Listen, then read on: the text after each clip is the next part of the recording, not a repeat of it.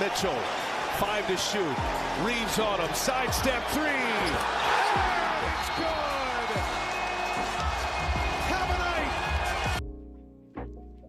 The Cleveland Cavaliers took a drastic swing when trading for Donovan Mitchell, unloading a stockpile of draft picks and multiple rotational players.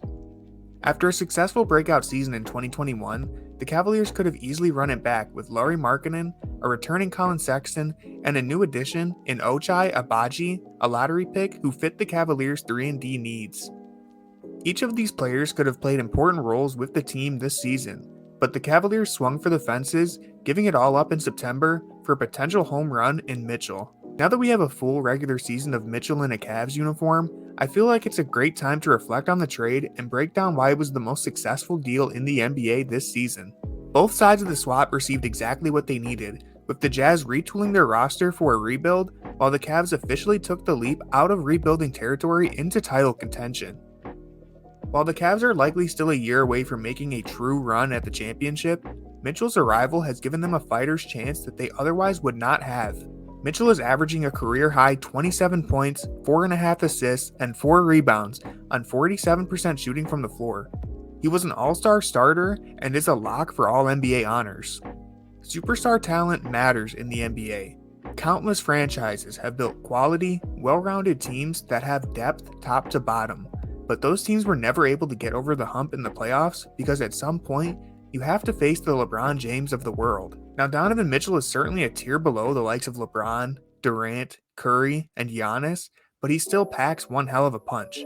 And this is where the timing of Cleveland's trade makes everything even better. The super team era of NBA basketball is behind us, at least for now. You no longer need to have multiple top 10 guys on your roster to stand a chance at winning the title. Someone like Mitchell is capable of running off a prolific 16-game performance in the postseason to lead his team to the top.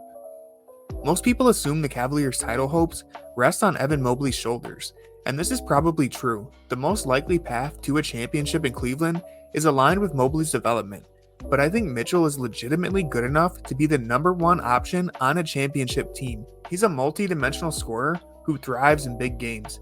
Mitchell averaged a blistering 36.3 points during the 2020 NBA playoffs, and if you want to discount that because of the circumstances, he's still a nearly 30-point-per-game scorer on the big stage. Mitchell has shown that he can elevate his game when it matters most, and while the Cavaliers' core is full of promising young players, Mitchell's flamethrower heat checks are a constant reminder that there are levels to this. Foot of Mitchell coming our way. Mitchell comes away with a pack, and look out! Oh!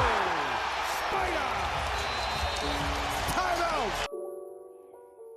I can understand why some fans are upset that Markkanen is averaging 25 points in a different uniform, but the reality is, the leap Markkanen took to go from where he was last season to the all-star year he has had this season is smaller than the leap Markkanen would need to take to go from where he is now to become the caliber of player Mitchell currently is.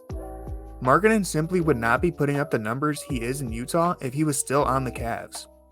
His role would have been substantially different, and while he still fits the Cavaliers' gap at the forward position, he doesn't solve the glaring issue that held Cleveland back last season, and that weakness was additional shot creation. Markkanen has become a great scorer, but more than half of his touches come in the front court, and all but 17 of his 199 three-pointers this season have been from catch-and-shoot opportunities. Markkanen is a reliable shooter, but he wouldn't give Cleveland the dynamic offensive options that Mitchell gives them.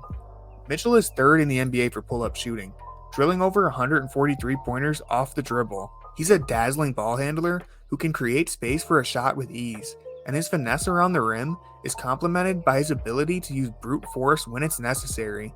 That three, that's thrown away right to LeVert. Mitchell has his head up, takes LeVert feet. Oh my! Donovan Mitchell, an eye-popping flush here at Barclays Center. My goodness! And Mitchell is also a talented playmaker, dishing more than double the amount of assists this season as Markkanen.